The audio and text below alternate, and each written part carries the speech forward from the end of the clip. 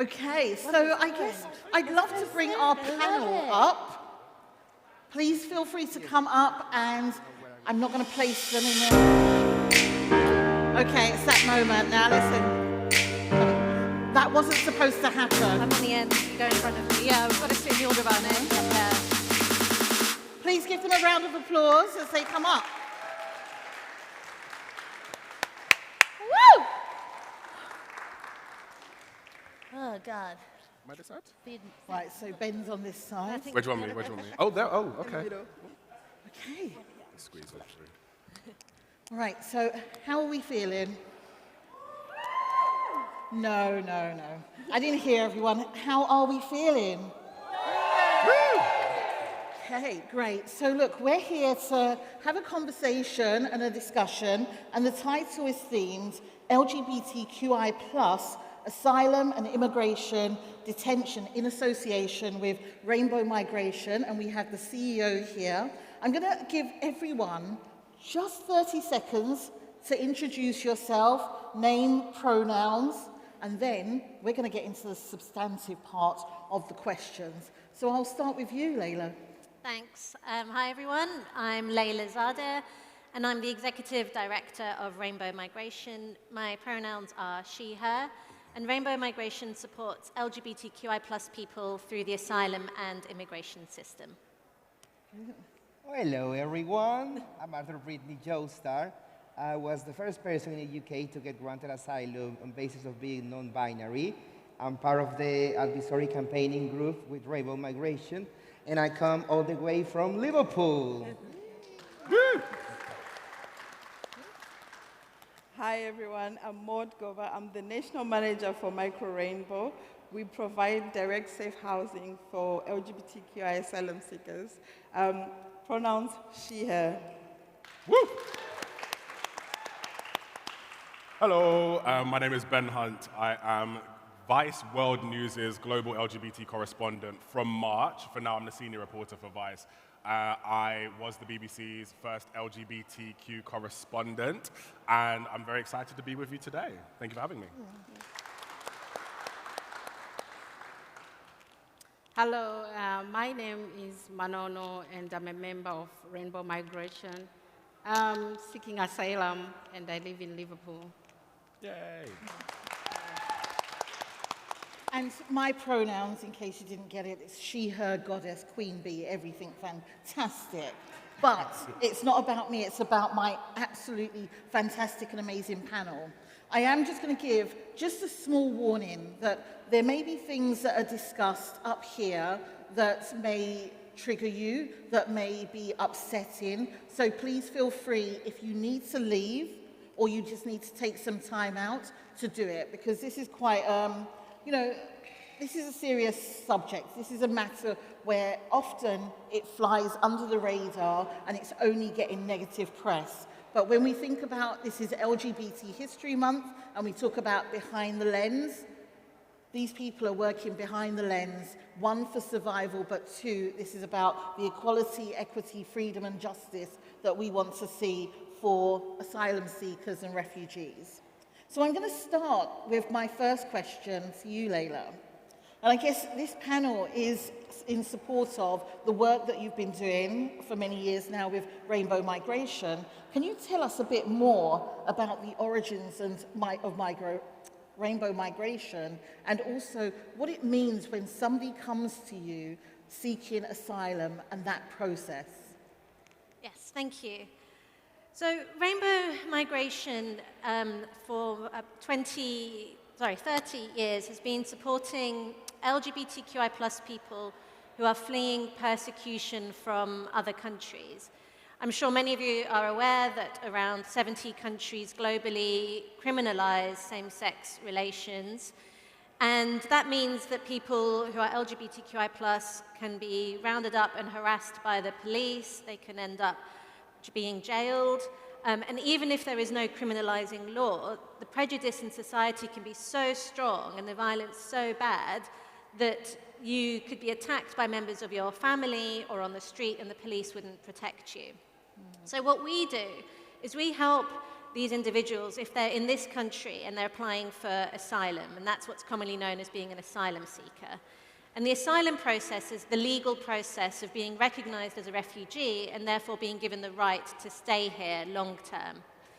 And this asylum process is very difficult and very challenging for a number of reasons. But I'm going to pick just one right now, which is the fact that to be recognized as an LGBTQI+ refugee, you have to prove that you are LGBTQI+. And I think that would be a challenge for anybody. But most of all, if you are somebody who comes from a culture where sex and relationships aren't talked about by anybody, let alone if it's a taboo to be LGBTQI+, and I think all of us can imagine what a struggle that must be. And it's quite frankly appalling that last year the government raised the threshold for proving that you're LGBTQI+. And under the Nationality and Borders Act, you now have to prove to a higher evidence level that you are LGBTQI+. So we provide services to the people who come to us, including legal advice, to help them overcome these hurdles, and we help people get access to good lawyers. And we facilitate support groups to help people build support networks, make friends. Within that service, we run support groups, which helps people to open up as well. So when it comes to having to talk to an official from the government about why they need asylum, they're better prepared for that. We also campaign for change in the asylum and immigration system, and I'm really delighted to be on this panel, some of whom have lived experience, some of whom are campaigners, some of whom deliver services, so we can get into this issue more. Thank you. Thank you so much, Leila. And I guess what will be quite apt right now is just to move on to Moud, to explain a bit more about Micro Rainbow. Of course, I'm familiar with it, but what does it do and how does it work in conjunction with rainbow migration? Okay, so at Micro Rainbow, we work mainly with LGBTQI asylum seekers who are homeless. And the work came about when we were doing our work in social inclusion, trying to tackle the issues that we already know, that the people we work with are ostracized sometimes by family, sometimes by religious spaces, like places where refugees traditionally get support from. They're ostracized from there, so they're extremely lonely and experience a lot of challenges. So while we were doing this work, we realized that a lot of people we worked with are homeless. And the main reason is that when they're in home office provided accommodation, they're still living with people from their home country.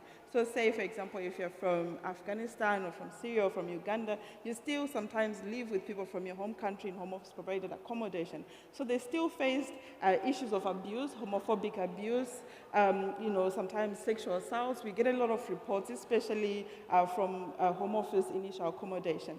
So instead of staying in this environment and being abused, people started abandoning their accommodation, and sometimes we're not able to really access this accommodation. It's probably something we'll probably pick up later on in this space.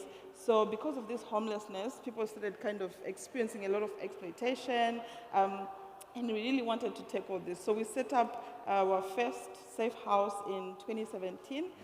We started with one, now we're up to 20, and we have up to now 30,000 bed nights for the year. So that's our main work. We do also social inclusion and a lot of moving on work. When people get their status, what now?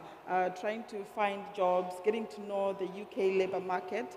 And more recently, we supported support for the LGBTQI Afghans who were evacuated from Afghanistan by the government in integrating and moving on, trying to also reunite with their partners for those who left their partners behind.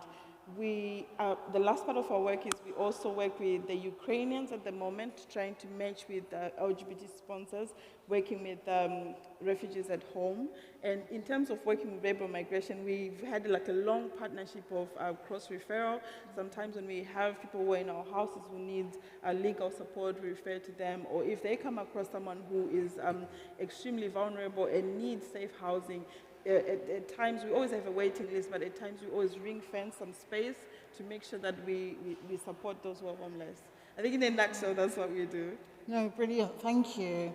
And before I bring in Arthur, Britney and Manono, I want to ask Ben, because I want to spend some time on these two amazing people with the lived experience that will be able to speak truth to power. But I want to ask Ben.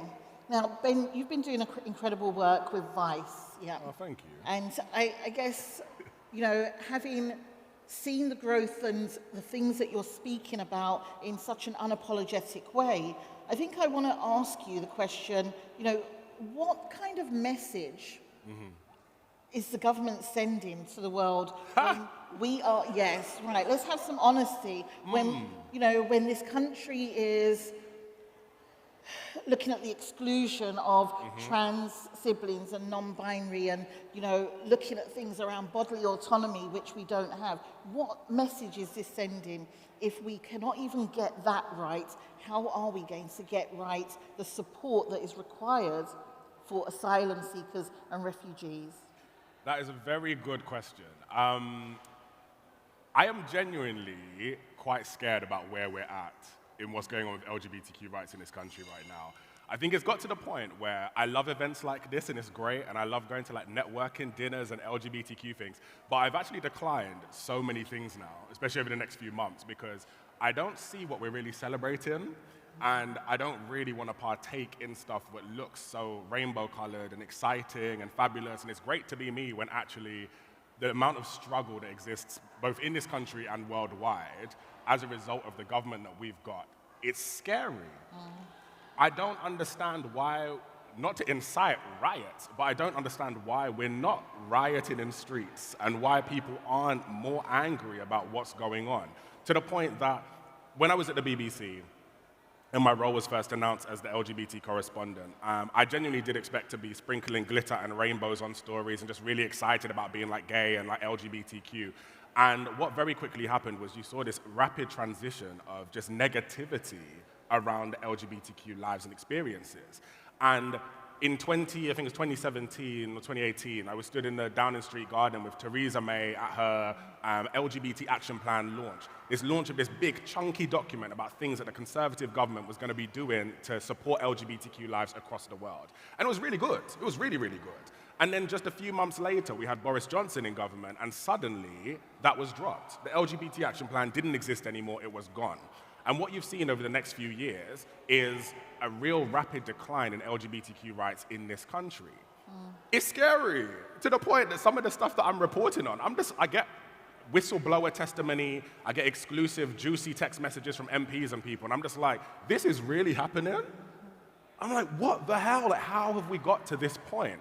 So yeah, to take your point, I do think it's quite scary that within the UK media at least, you don't almost have space for conversations about LGBTQ asylum. You don't, because there's so much happening to people on a domestic level in this country, but they can't really think about what's happening to LGBT people in Uganda or what's happening to people in Rwanda or wherever else. I mean, tomorrow I'm supposed to be flying to Nigeria to do some LGBT stories out there and to cover the elections. And even for that, it has been so difficult getting access to people and getting access to the nation. But I understand why a lot of journalists don't bother. It's tough. It's really, really difficult. Yeah. Thanks, Ben. And, you know, you mentioned it's tough. And I just want to really pay attention and, you know, acknowledge my two siblings here who have gone through the process. And please feel free to answer or not answer, because this is a journey that you have gone through and continue to go through, which has been difficult. You know, you've made history. You are still writing the history, the her story and the their story. Can you tell us a bit more, Manono, about your journey and where you are at right now? Okay, thank you very much. My journey is really, really hard to understand. I came here 2004, claiming asylum in 2012. It did not take time. Since I claimed asylum, the case was refused. I was taken to detention, which I stayed in detention. They released me back to the community. I was homeless. For the first time coming to a foreign country, seeking for refugee, I ended up being homeless. Imagine, I'm a lesbian, and lesbian being homeless in this country, it's hard. It reminds me the way I was living life in Africa. Coming here, being lesbian and being homeless, sleeping around town, parks, bus stops, I've done that. Life, it was really hard. Back in the system, the same thing. Can't believe me. Why now? Why today? I can't believe you. You've got no evidence. Remember, I've been living in this country for now 20 years. Where can I get the evidence? What evidence do you want? I still don't know what evidence they still want. Till today, I'm still in asylum, waiting for the decision. Gosh. Goodness me. Okay. Thank you for sharing that with us. And, you know, I think often we forget, and I'm trying not to get emotional, but often we forget that just because someone comes to this country to claim asylum for their own protection, there's an added level of stress, frustration, hurt and pain, because actually sometimes the system shows them that there's racism that they have to contend with, there's sexism that they have to contend with, there's barriers around opportunities and just to be able to live in a way that feels like you're not being dehumanized. And that's why the work of rainbow migration and micro rainbow is so important, and the storytelling behind that in shaping that narrative. So I really do, we'll come back to unpack some of that if you don't mind. I don't mind. But I want to move on to Arthur Britney. Now, Arthur Britney made history as setting legal precedents as the first non-binary person to get asylum. And I think this is huge within itself. Can you tell us a bit about your journey and what has happened and how you got to this stage? Yeah, well, my journey is very long. I'm going to try to simplify it. But I came here to the UK in 2017. I came from El Salvador, which is a country in Latin America, very conservative and in some ways, very ignorant. So when I was very young, I never had any kind of education of self-awareness about gender identity or any kind of thing. You know, all the feedback I got when I was very young is basically that LGBT people, for instance, gay people, are just sinner, people morally wrong, like the rubbish of the society. But the more I grown up, and even with all that feedback, I started to feel something inside of me. And I didn't know what was, because I never had the tools to explore that. I never had the tools to explore my identity. So when I allowed myself in El Salvador to be the person that I wanted to be, with tiny details, it wasn't like I was like I am right now. It was with just tiny details, like bleaching my hair, wearing earrings, stuff like tiny details that show off the femininity I had inside. When I allow myself to be that person, is on the moments I got the most biggest attacks. You know, the first time I bleached my hair, I was stopped by the group of police officers, and they just asked me why I have my hair bleached. And I didn't answer until I get tired of that and just said, because I like it. And they just started to beat me up because they want to teach me how to be a man. And that was something very brutal, and that caused a lot of trauma on me, because it was like, I cannot live the way I wanted to live. But still there was something inside of me that wanted to get out and show up. So for many years in El Salvador, I lived like a double life. Some moments I allowed myself to be the person I wanted to be. In some moments I was too tired of the society that I hide myself like in a straight looking appearance. So if you look, for example, at my timeline on Instagram, you will see sometimes I'm like very blonde with pink hair. You know, in the next picture, I'm shaved, you know, so it's like I had those brutal changes because there was moments when I couldn't handle the society. So there was one specific breakup moment because I did activism in my country when they were the murder of 3 closest transgender friends. And I just started to question myself. Can I live here in this country the way I wanted to live? if I wanted to have the freedom of be the person I wanted to be, how much years left I will have? How many years left of what will be my destiny? And this is something that you need to understand. LGBT murder is not just like you are murdered, you are actually tortured. The way they kill you is inhuman. In my country, they are very conservative groups that they do this, and they kidnap you, they take you to somewhere, they torture you, they can burn your skin with cigarettes, they cut your genitals, they put your genitals in your mouth, they put sticks inside your butt, many ways of horrible torture. So it's not like a way you want to die. Of course, no one else wants to be murdered, but it's even worse when you are murdered and at the same time tortured. So seeing friends of mine die on that way made me to think to come here to England. And I initially claimed asylum based on the basis of being gay.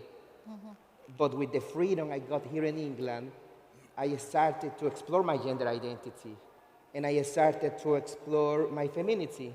And there was one moment, thanks to therapy, counseling, and thanks to having a supportive network back in Liverpool, that I acknowledged myself that I was non-binary.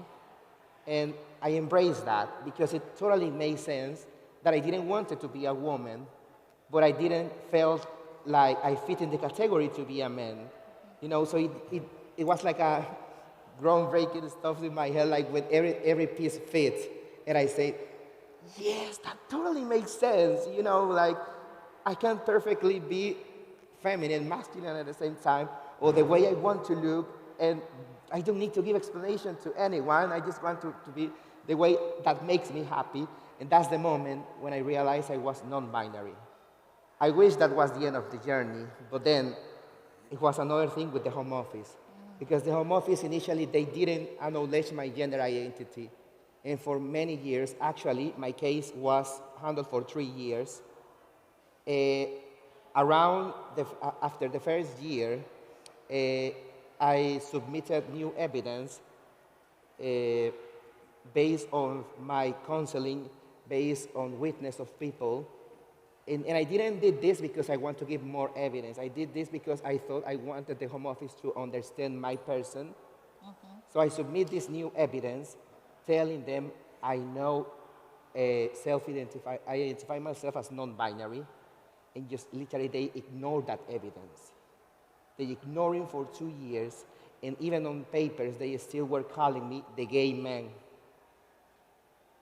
And it was hard because it wasn't like I just said, I'm non-binary. There were people that actually back up that, my therapist, people that were around me through that process of me understanding myself. And even when I got granted my status, if you go online, because my decision is online, the judge on the rule, she questioned herself. How is possible the Home Office, even with those evidence, still called me the gay man for 2 years, ignoring that, ignoring the fact that I identify myself as non-binary, ignoring, or they never even had the decency to ask me my pronouns. So it was very groundbreaking, and I want to finish just with this. It was very groundbreaking in the sense like someone else that get into the system, they cannot be ignored anymore the way I was ignored. So it was important, my case, because I'm not one to patronize myself, but before me, if you say you were non-binary, they will ignore you. But I fought many years trying to get my identity accepted. And thanks to that, people coming from different countries, they shouldn't be invisibilized. Well, look, thank you so much for the groundbreaking work that you've done with the organizations that you've also worked with. This is really what you call legacy. so that it means that others who come after you are able to use this case as their test case and comparator to be able to get asylum in the ways that you have. And before I'm going to go back to Manono, because I want you to understand that whilst Arthur Britney has made history in her story and their story, there are also still ongoing challenges with the process and where you're at. Would you like to, would you like to speak a bit more about the amount of times you've claimed and where you're at right now? Okay, so as I said, I sought asylum in 2012. When I sought asylum, it did not take time to be refused, the case to be closed. I remember I went to court 7 times before my case was exhausted. And I went to detention. I came back, I put a fresh claim. Again, it was refused after maybe 3 months. I was back again in detention. Then they released me that time. I put again a fresh claim, which was 2017. Till today, I'm still waiting for the decision they have not made. But to talk about the living now, I've never enjoyed my life since I came out as gay. I was thinking that coming to England, they will protect me in the way I want so that I can enjoy my life happily. That one has never happened.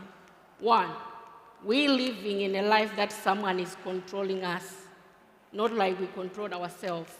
Even the houses that we live in, they have to tell us you can't bring anyone.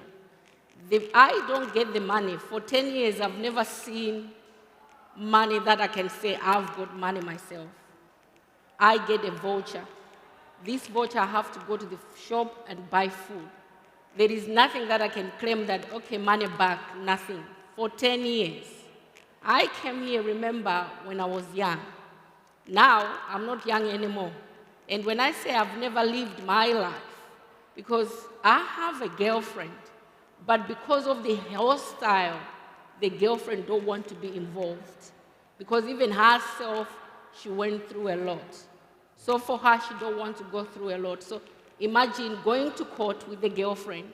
They're asking you questions that once you make a mistake, they'll make a decision from that.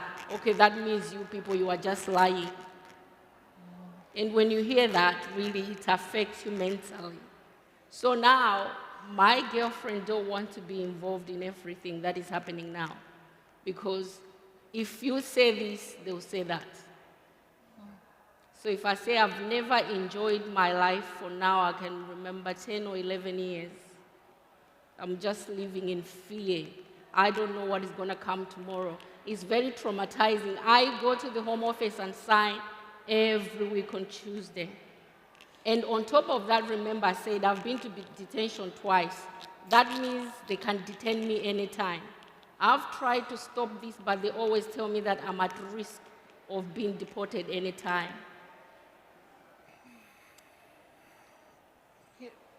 Thank you for sharing. Oh my gosh. I'm supposed to be staying quite calm, but I think when you put this into context and you understand the privileges that we have to be able to navigate this world in a different way, and you hear stories of detention, you hear stories of harm and pain and hurt, you can't help but to be moved by what can we do differently and what can we do better. And I'm going to come back to you, Leila, because I know that in 2016 you partnered with Brighton on a piece of research, but the work and the groundbreaking work that your organization has been doing, what is next?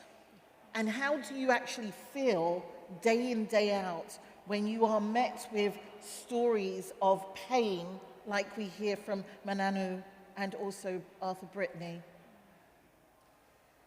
Well, as I mentioned earlier, we do work with people directly and help people in the face of all these multiple challenges that people face. And we do campaigning as well. So we're trying to get this government to do things differently and to treat people kindly and with compassion. And there are a lot of dark stories and horrific experiences that people have gone through. But what gives us hope is the fact is like every time when someone does get granted, in our support groups, last year 18 of those people were granted from countries from Egypt to Pakistan to Iraq, for example. They got granted the right to stay in this country. And of course, it's always wonderful if we can get this government to actually improve a policy or to do something better. So despite the passing of the Nationality and Borders Act, which is a horrendous piece of legislation, we did manage to get them in the guidance on implementing this legislation. They wouldn't penalize people who come to this country not knowing that they can apply for asylum on the basis of being LGBTQI+, and therefore don't apply for asylum on the day they get here. They may apply months or years later. So we have got them to put into writing, okay, these people won't be penalized for doing that, for example. And one area we're focusing on right now is immigration detention, which Manono has spoken about. Detention means that people are locked up in prison-like conditions. They get taken out of our communities, locked behind bars, and worse than being in prison is that you don't know when you're going to be let out. People could be detained for a day, a week, months, or even years. And so you're counting up the days until you're released rather than counting down. And the UK is the only country in Europe not to have a time limit on detention. And if you are put into immigration detention, it's worse if you are LGBTQI+, because you are surrounded by people displaying the same attitudes that you have tried to escape, and people end up being abused and sexually assaulted and verbally abused, and that can also come from the staff as well, alongside other people who are detained. So we're campaigning hard to try to end immigration detention, or at least put a time limit on it, and just make sure that no LGBTQI+ person is ever detained. And Britney is one of the crucial members of our advisory group for this campaign as well, and I'm really pleased that we have other members of that group here today, as well as our campaigns manager. Thank you so much for sharing that. Thank you. And Maud, let me come to you. I know that you understand the process and the system as well. And I want to lean into this word intersectionality when we're talking about asylum seeking and we're talking about refugees. Now, often when we take an intersectional approach to our work, what does that look like for Micro Rainbow in this instance, and also in the instance of how you have experienced it? Yeah, I think first I want to acknowledge Manono and say I understand your journey. I know, what you're going through is not easy, and I hope that things will be okay soon, because I have gone through the system, but I was quite lucky that I was part of UK Black Pride with Lady Phyll, so that meant I had a lot of evidence, but still it took a long time. And you talked about vouchers and money, and what people don't know is, when they hear asylum seekers, they just think, oh, they just get given money. They're not allowed to work. But the money is just £40 a week. Now, I think slightly more. It used to be 36, 37, but that's in voucher. That means to go to reporting events, you don't even have cash for the bus. You have to find your way somehow. And if you don't report to that event, that's when you get detained. But to come back to you in terms of intersectionality, it's a lot. It means you still have to deal with issues that you have as a woman. You still have to deal with issues because of your culture. And if you have children, that's another point that the Home Office can refuse you for, like you have a life, you have children. How can you be a lesbian that has children? So that's another challenge. You still have your religion. You still have, it's often that you live in different parts of your life. At some point, I remember, I think I probably told Lady Phyll that I needed a support letter when I needed it. She didn't know I was an asylum seeker for some time, because you live in all these different places. There's the gay self. I'm living as a lesbian woman, as an activist. Then I still have to come home and struggle as an asylum seeker, because there's a lot of shame to it also. Like even after you're a refugee, there's this space, and then I'm living has that. So at Micro Rainbow, one of the things that we really take seriously is intersectionality. And in some instances, say for example, we have a specific LGBTQI women's officer, and the reason why we did that is because we realized women were not outreaching for support, and the moment we had that officer, we had more women reaching out. Maybe I'll just give you a story. During COVID, we're not seeing women coming through for support, but when we had the specific officer, they were reaching out. There's a woman who was being coerced to go back home by family, and she couldn't leave that space because she was homeless. And she couldn't talk to us because the perpetrator was there with her all the time. So our outreach officer being available meant that she could text when she was free or when someone went to the shops. And it also meant that we could design how we were to support her, and we were able to, get her when she was left at the airport and give her that accommodation support. But if we didn't have that specific intersectional support, she would have been missed because all the outreach officers work between, 9 and 6. And if there wasn't someone to say, okay, today I'm not going to work between 9 and 6 because I'll probably be waiting for someone to contact me after 6, we would have missed that support. So often we have to really look at who's being left behind. It's not only women. We have people who are disabled. We have people who are deaf. We have people that we kind of really don't, if we don't work in an intersectional way, we can leave behind. So we continually have to think of that, who in our space is not there, who's not being supported. Thank you, Maud. So, Ben, let me ask you, whilst interviewing and engaging with many people over a wide range of our society, we just heard from Manono about the pressures and the mental health and well-being. Is there something, as an experienced and very senior journalist in this field, that you do that provides a layer of support if interviewing and when interviewing asylum seekers and refugees? That's a really good question. I think the main thing for me is I just get a real vibe out of knowing that people's stories are getting told. And I know for a number of my colleagues that work in other news outlets, they're always caring about clicks. And one thing I'm very glad about for the BBC and for Vice is I've never chased clicks. It's not about that. It's about telling the right story.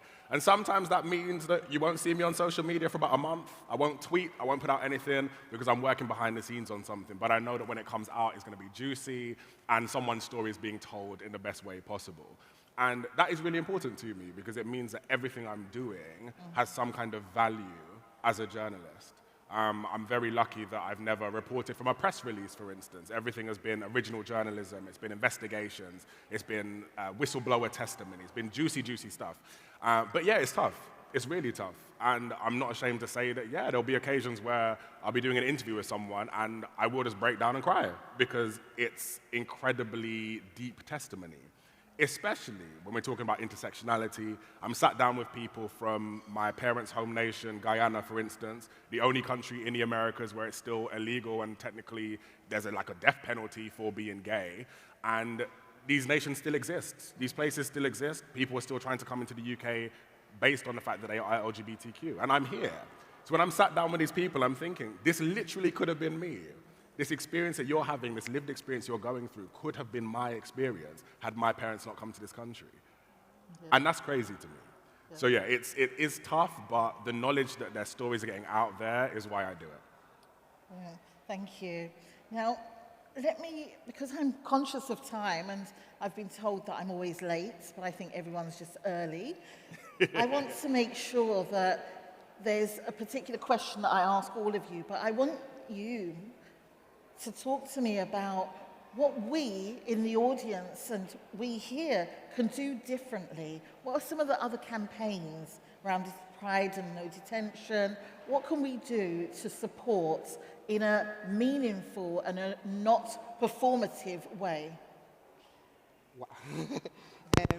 I think it's a very complicated question, but I would say the first will be to understand in the context we are living, because we hear a lot of news, we hear a lot of information, but we actually don't understand.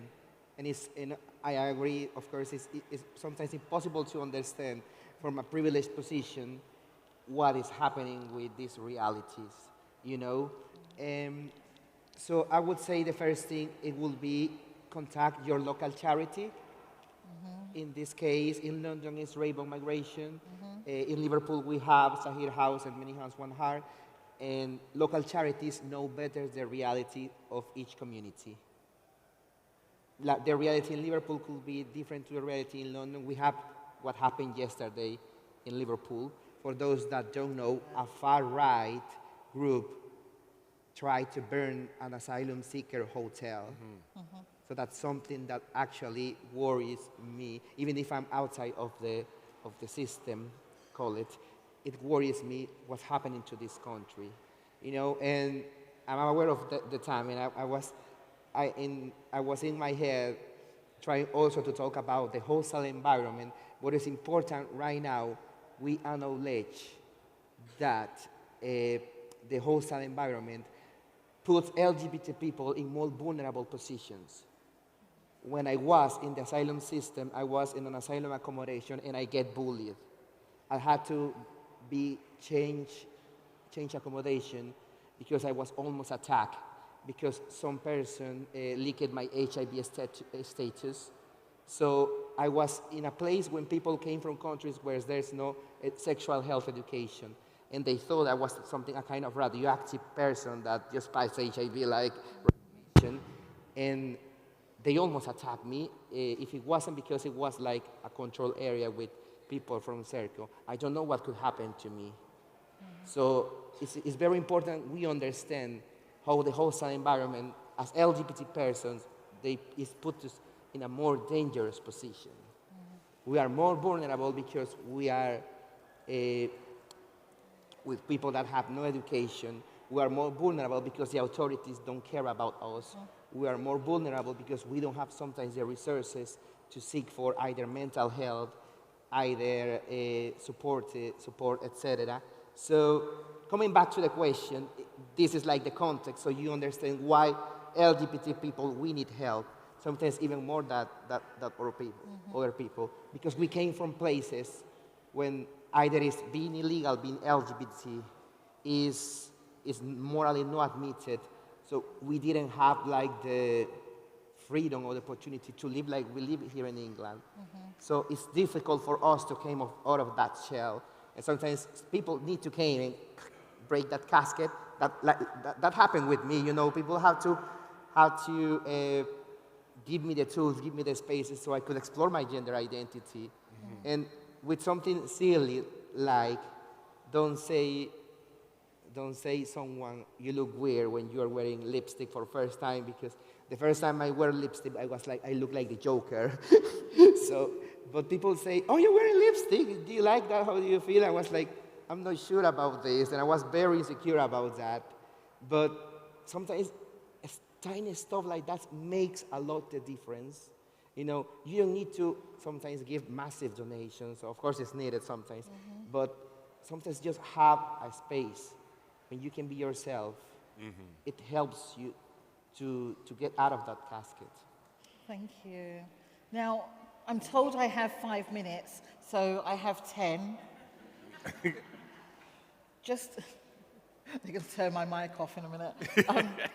So look, before we end on a joyful, I want you each just to spend 30 to 60 seconds. What would you like the audience and those who are watching Student Pride today to take away from this conversation? And I'm going to start with you, Manono. Anyway, because I know that you are a student and your voice, your skills, your communication can make a change. So for me, I'm asking, please, as LGBT women who've been to detention and experienced the life in detention, and also experienced the life homeless, and also experienced the life that I'm living today as a asylum seeker, I'm urging you, please, use your experience, use your skills, use your communication to remind the government to treat LGBTQ people like human beings. Thank you.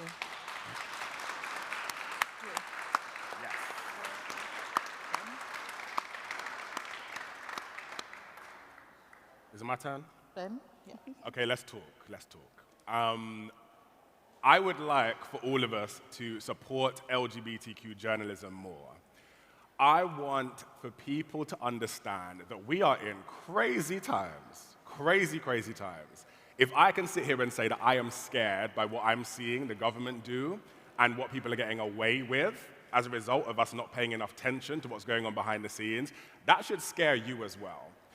But for some people, it isn't. And I just want us to put the same amount of energy into understanding what's going on behind the scenes in terms of what's happening to LGBTQ people as we're putting into the latest seasons of RuPaul's Drag Race. Because I don't understand how we can be so celebratory and so happy about everything that's happening, knowing what is going on. Yeah. It's scary. It's really scary. And that's not to put a down on the events and not to put like a cloud over it. But if I need to be the person that's the dark cloud over a very shiny and bright and beautiful LGBTQ rainbow, then I'm happy to be that person. Brilliant. Thank you. Maud? I think my takeaway and ask would be more practical. I know students have got so many skills, power, and sometimes time. Like charities like us also rely on volunteers. So we welcome time, we welcome skills, we welcome volunteers. We rely sometimes on volunteer interpreters.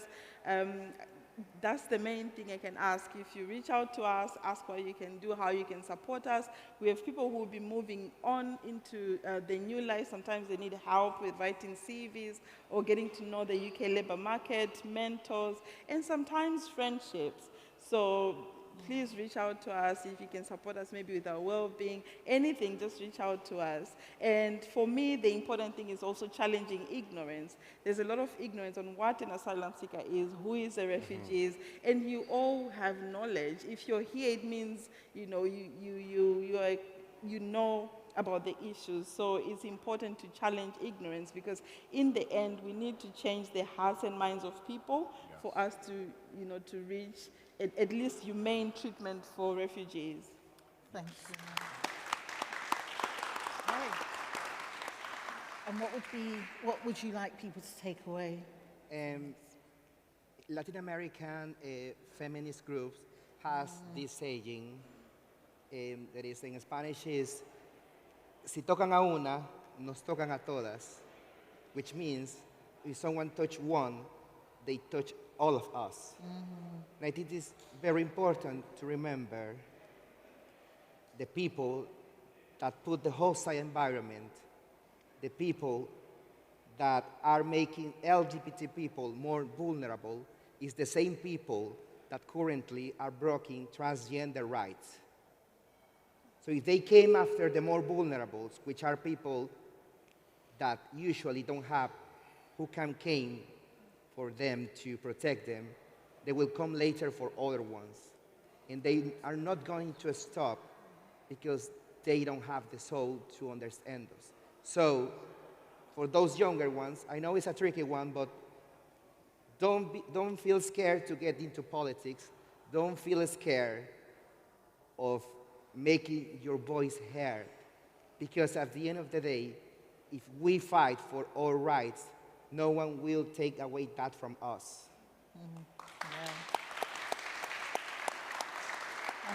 Leila. I've also got a practical one for you, which is to join our campaign to end immigration detention. Yes. You can go to the Rainbow Migration website and click the button to join the hand raiser, or we have a stall here as well. So please do that today before you leave the room or leave the building. Thank you. So, yes, I know time, and I can see them looking at me. I might take my glasses off so I can't see anything. Just means that I can go over a little bit. Look, often our communities are framed in the context of the violence and everything that happens to us. I always like to end on what does queer joy feel like to us? So, just very quickly, this is a one word. What is bringing you joy and hope or making you feel good? Oh my gosh, I was expecting right now. Right now. I think seeing so many people in this room is bringing me joy and making me feel good. Thank you all for being here. Brilliant. having spaces to be heard. Brilliant. That was having a space to be heard. Freedom, just freedom to be me. Yes. Me, I love a good buffet, personally. That's bringing me queer joy. But no, aside from that, generally, representation. The fact that events like this exist now, incredible, incredible. Brilliant. Manono? For me as well, it's freedom. Really, I want freedom. Thank you. Now, we do have to remember the joy, even though times are challenging, because once we stop forgetting that there's hope, we lose sight of what we need to campaign for. So I would really like to thank my panelists for being here on this occasion to speak truth to power, especially Manono and Arthur Britney, with your lived experience that you've shared with us all. Ben, of course, journalism, we hear you. Maud, Micro Rainbows, doing great work, please support. And of course, Leila, Rainbow Migration, this is the organization which is supporting student pride for this panel. The CEO's here, they will be around, please speak to them, and let's be meaningful and intentional about those call to actions that you just heard. So happy Student Pride, and thank you so much for having us. And thank you to Lady Phyll!